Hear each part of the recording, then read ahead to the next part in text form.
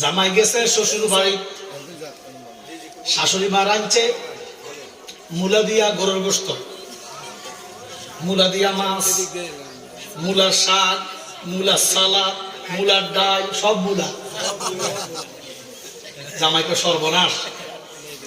হাওড়ি মা কয় বাবা আইলা তো মূলার দিনে আইলা না।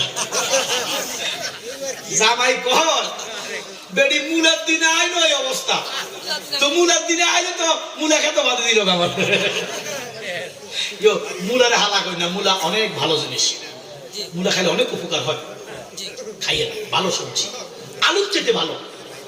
এই যে আলু 80 টাকা দিয়ে কিনেন না, আলুর চেতে মূলা অনেক ভালো। আমরা ডাক্তারকে জিজ্ঞেস করি আলু শুধু হ্যাঁ না গ্যাস না, আলু শুধু মোড়ায় কমায়, কিন্তু মূলা শরীরের অনেক বর্জ্য পদার্থ বের করে দেয়। এত হালা হালা করেন না মূলারে। 100 টাকা দিয়ে কিনে খেয়েছেন কথা কয় না, কারণ গরু গাদাও খায় না। এগুলো আসলে প্রক্রিয়াজাত করা দরকার। এই যে ফুলকপি 8 টাকা বেচে, 10 টাকা বেচে, এগুলো যেটা আমরা আসলে অনুন্নত। এখন উন্নত বিশ্বে এই যে একটা দামের একটা সময় 100 টাকা দিয়ে কিনছি, এখন 5 টাকা।